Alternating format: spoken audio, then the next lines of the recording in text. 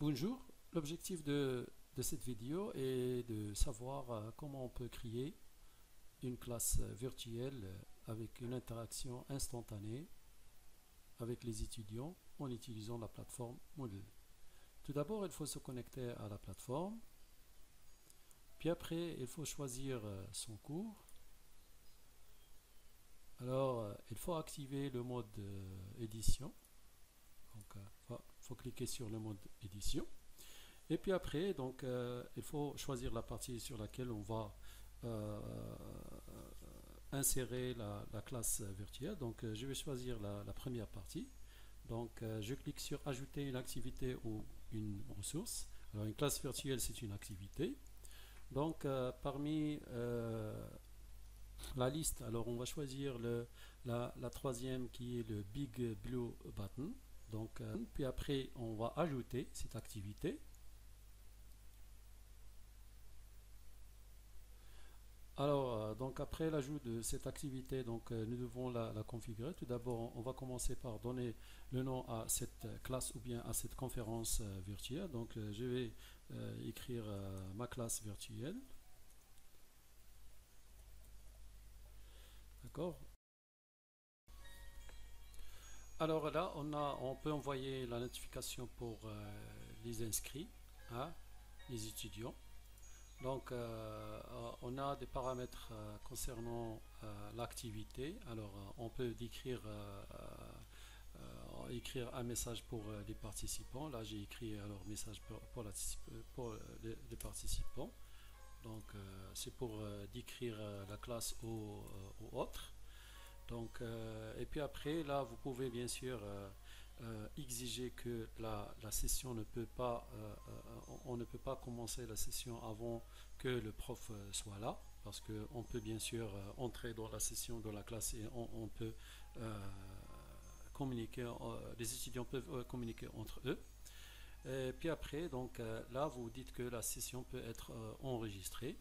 Et puis après, la planification de bon, là, on a des informations sur les participants, mais nos participants sont tous inscrits, donc c'est pas la peine d'ajouter. Et là, nous avons la planification de la session. Donc, alors, on doit choisir une date pour le cours, c'est-à-dire le cours aura lieu le 1er février à 14 heures et ça s'achèvera à 16h30 par exemple, ou bien à 16 heures. Et puis après, on passe, on enregistre cette classe virtuelle. Et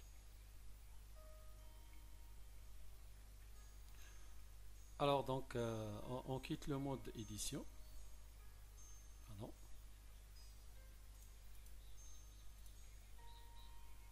Et puis après, donc là, nous avons ma classe virtuelle. Si je clique là-dessus, donc alors la classe n'est pas encore prête, c'est-à-dire la classe aura lieu le 1er février, donc elle n'est pas disponible. Donc vous aurez ici le message, cette conférence n'a pas encore démarré. Donc, et on indique l'ouverture et la fermeture de cette classe virtuelle. Alors maintenant, nous allons passer à voir comment on peut manipuler une classe virtuelle. Alors pour ceci, je dois revenir au mode d'édition active, c'est-à-dire il faut activer le mode d'édition. Et puis après, je vais essayer de changer et de modifier la date de la classe virtuelle. Je vais le mettre à ce moment-là. Donc nous sommes le 25, donc le 25 janvier, c'est 23 heures et puis après c'est 59. Donc alors je vais la programmer pour minuit. Donc ça va donner ici 26, hein, donc ça va être le 26. Donc 26 minuit janvier et va être terminé par exemple bon 26 janvier c'est minuit 5 minutes par exemple ou bien minuit 10 minutes, ah, donc minuit 10 minutes ou bien 15 minutes, je vais laisser 15 minutes quand même, ah. Voilà, et j'enregistre.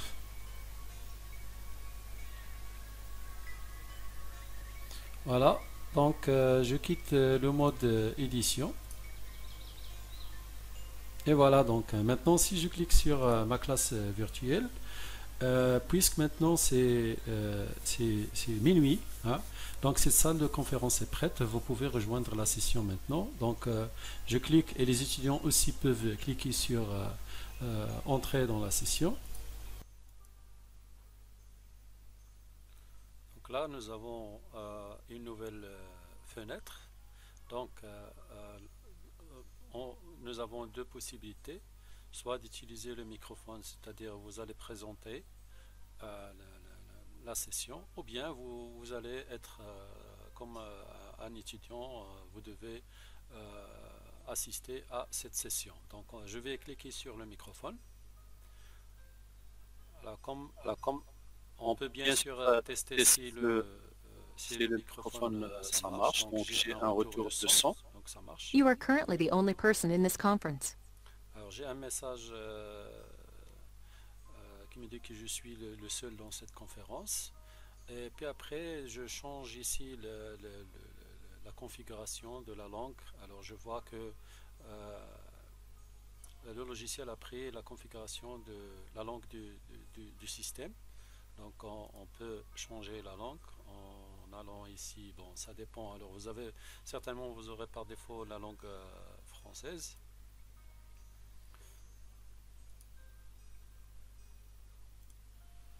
Voilà.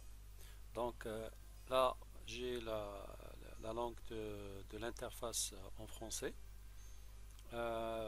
Ici, la première page, donc vous avez d'abord cette page, vous avez trois rectangles. Donc le premier rectangle à gauche, contient les noms des participants. Et le deuxième, on a le message qu'on a écrit pour les participants pour la classe virtuelle. Donc c'était un message que le professeur a fait entrer. Et puis après, on a l'information que cette session peut être enregistrée et ceci va être enregistré dans le serveur de Big Blue Button.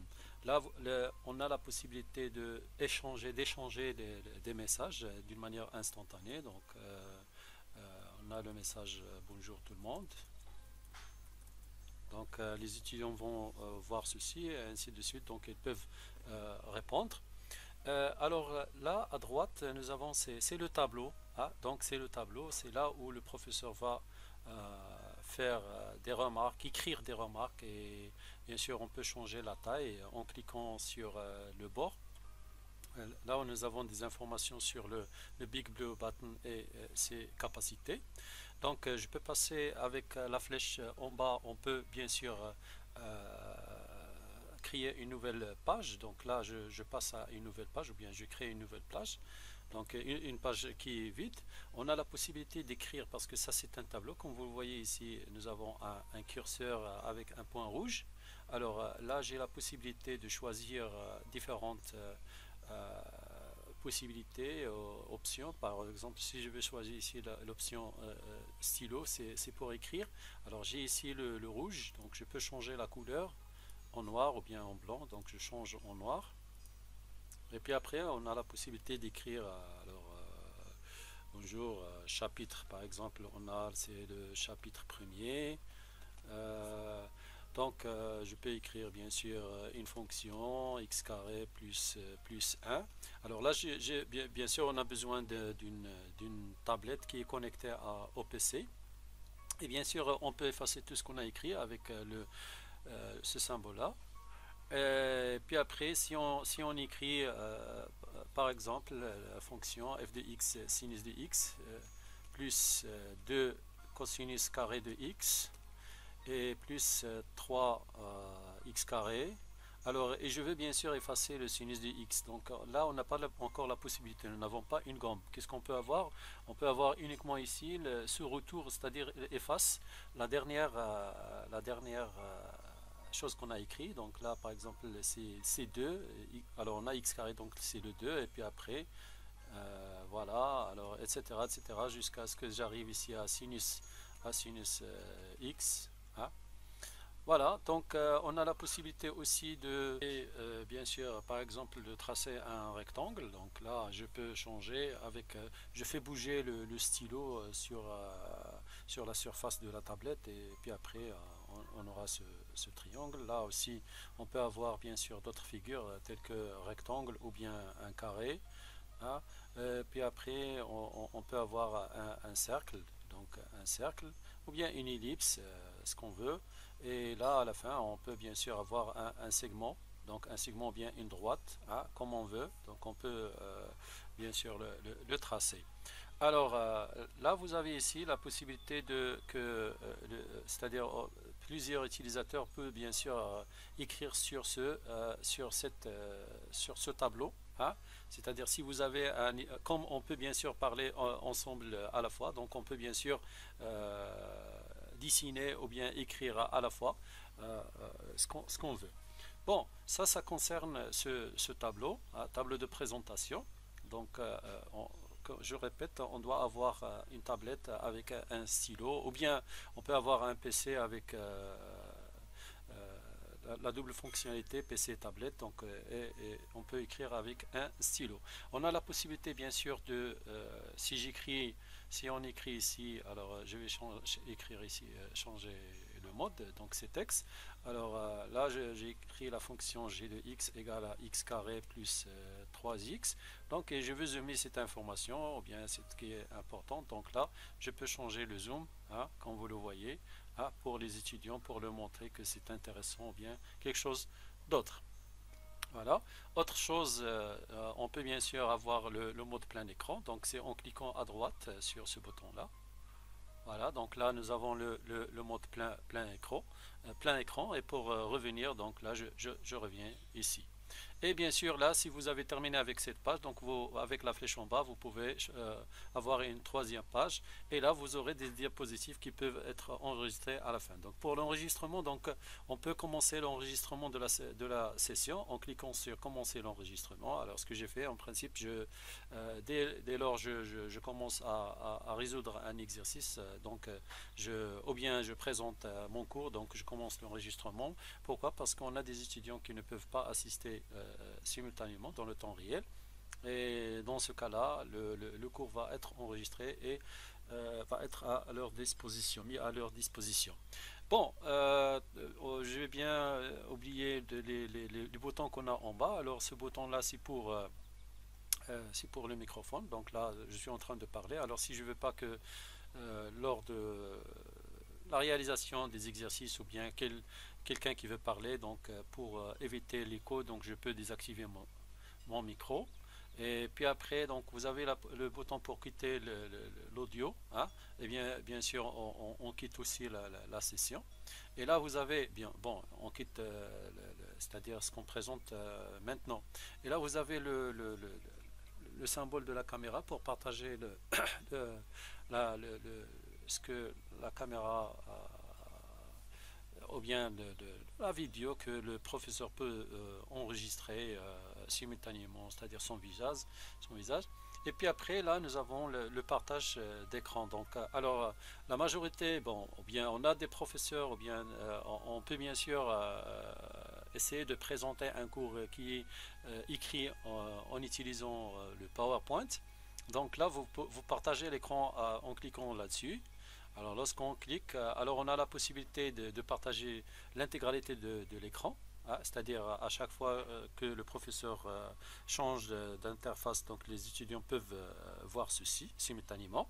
Mais sinon, donc vous fixez quelle est la fenêtre que les étudiants peut voir. Donc là, je clique sur fenêtre de l'application. Et là, nous avons par exemple, j'ai le cours qui est sur PowerPoint. Donc je choisis ici le mode ou bien la présentation sur PowerPoint. D'accord? Et je partage. Donc là, je suis sur PowerPoint et pour moi, je vais aller à ma présentation de PowerPoint et voilà, la voilà. Donc, et puis après, je vais présenter, par exemple, là, nous avons le syllabus de ce cours. Donc, premièrement, ces notions de base sur les nombres et les ensembles, et puis après, généralité sur les fonctions et fonctions visuelles, et ainsi de suite. Donc, je présente mon cours, c'est-à-dire le contenu de mon cours en utilisant PowerPoint d'une manière normale. C'est comme à l'amphi ou bien à la classe. Et voilà, donc, si je veux bien sûr utiliser aussi le PowerPoint, c'est-à-dire le tableau de PowerPoint, donc on a la possibilité dans le mode plein écran, donc aller en bas, et bien sûr, il faut cliquer en bas à gauche, donc et vous avez la possibilité d'écrire, là nous avons on a la fonction g de x égale à exponentielle x plus x plus 2, donc là on veut calculer la dérivée de cette fonction, c'est exponentielle de x plus 1, et puis après on peut travailler avec ce tableau. L'avantage de ce tableau par rapport à Big Blue Button, c'est que on a la possibilité d'avoir une gomme, une gomme instantanée, d'accord, c'est-à-dire c'est pas comme le Big Blue Button. Et puis après, bien sûr, on peut là, nous n'avons pas des formes géométriques, mais ce qu'on peut, bien sûr, on peut effacer tout le tableau. C'est avec Erase All Ink on Slide. Donc, voilà. Donc, ça, c'est l'avantage de PowerPoint. Il y a aussi une autre possibilité de présenter le tableau, bien d'utiliser le tableau, qui est un petit peu, que je le trouve plus... c'est-à-dire plus utile, et il a beaucoup d'options, c'est le OneNote, Microsoft OneNote. Donc, je partage avec les étudiants l'application de OneNote, de la fenêtre. Alors là, j'ai bien sûr ici cette application. Et puis après, là, on a la possibilité, donc je vais agrandir la fenêtre. On a la possibilité, on a différentes possibilités ici. Donc j'ai une page que je peux bien sûr ajouter des lignes pour avoir une écriture rectiligne et correcte. Et puis après, on a la possibilité d'écrire soit avec le clavier ou bien avec le stylo. Donc, alors pour écrire avec le stylo, donc on a la possibilité d'utiliser la fonction draw ou bien peintre ou bien donc dessiner, pardon. Et donc là, je commence. Alors on a si vous voulez la dérivabilité. Donc là, donc c'est comme un tableau, la dérivabilité. Voilà. Donc ce qui est intéressant dans cette partie-là, ou bien avec ce logiciel, on peut bien sûr insérer et bien coller des parties, un fichier. Là, vous avez, si vous pouvez bien sûr insérer différents types de fichiers, par exemple une série d'exercices PDF ou bien tout un document, on peut bien sûr l'insérer, ou bien on peut par exemple insérer une partie de série de TD. Par exemple, si je veux travailler un exercice, alors là nous avons par exemple, j'ai la série suivante, la série d'exercices, et je veux par exemple travailler avec la dérivabilité. Je commence, c'est-à-dire l'exercice de la dérivabilité, le premier exercice. Donc on a la possibilité de prendre une partie de cet exercice, c'est avec le logiciel PicPic. Donc là, je peux choisir une partie, un rectangle de cette série. Donc, et je choisis un rectangle. Et bien sûr, avec CTRL-C, je copie ce rectangle et je mets avec CTRL-V donc, sur cette page. Et là, je peux bien sûr je peux le faire bouger et je peux le déplacer comme je veux. Bien sûr, on peut faire des images, des parties de fichiers, etc. Et là, on commence à résoudre l'exercice et bien sûr à présenter pour les étudiants ce qu'on veut. Bon, alors ça c'est pour la présentation en utilisant les différentes possibilités de tableau. Bien sûr, vous pouvez avoir la possibilité, si vous n'avez pas de tablette avec stylo. Donc vous avez la possibilité d'utiliser votre webcam et avec votre c'est-à-dire une feuille normale, une feuille et un stylo, donc, et vous écrivez sur du papier, et vous écrivez avec la caméra, c'est-à-dire la caméra va transmettre ce que vous avez écrit pour les étudiants dans le tableau. Voilà, donc ça c'est ce qui concerne c'est-à-dire l'utilisation de Big Blue Button. Maintenant, on va passer à un autre point. Donc, je termine en cliquant sur quitter l'audio. Donc, là, on a terminé. Bien sûr, on termine aussi l'enregistrement si on a ici l'enregistrement. Et puis après, donc, on peut quitter la session. Donc là, on va mettre des connexions. Voilà, donc c'est terminé. Et puis je vais revenir ici et je vais écrire, je vais cliquer, on va cliquer sur terminer la session. Alors je vous montre maintenant le contenu c'est-à-dire après avoir enregistré la session. Donc alors qu'est-ce que les étudiants peuvent voir avec le Big Blue Button. Donc là vous avez le symbole de Big Blue Button. D'abord, il faut quitter, on doit quitter le mode, on quitte le mode, c'est-à-dire le mode d'édition. Alors, on va voir, on a le lien assisté. Par exemple, là, c'est le symbole, c'est le B en bleu ici, c'est-à-dire le background bleu avec le B en blanc. Donc là, j'ai enregistré, ou bien ce lien-là contient les sessions qui sont enregistrées et aussi les sessions qui sont programmées pour les séances à venir dans la première partie. Alors, si je clique là-dessus, alors d'abord, j'ai ici cette conférence n'a pas encore démarré. Accès ouvert le lundi 1er février, c'est le rendez-vous avec mes étudiants. Et là, en bas, nous avons des enregistrements des séances précédentes. Par exemple, là, nous avons le jeudi le 21 janvier. Hein. Donc là, je clique sur présentation. Alors, une nouvelle fenêtre qui va s'ouvrir, bien qui s'ouvre.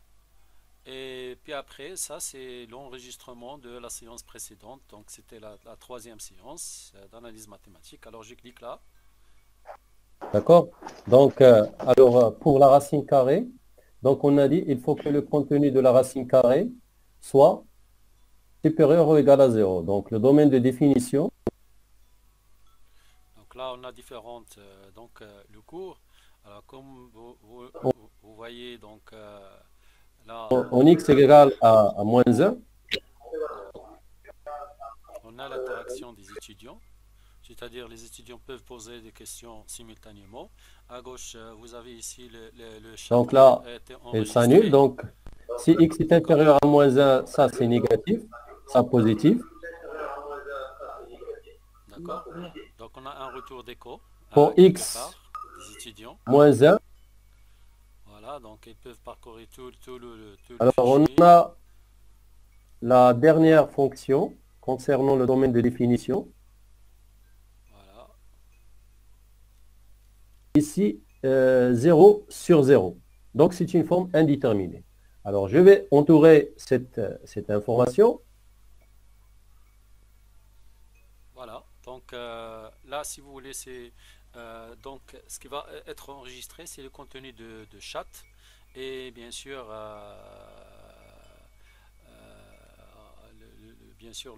tout ce qui était présenté sur le tableau. Et là, une information, le lien de la présentation, donc c'est le lien au-dessus. Donc bien sûr, vous pouvez l'enregistrer, hein, vous pouvez l'enregistrer et vous pouvez vous l'envoyer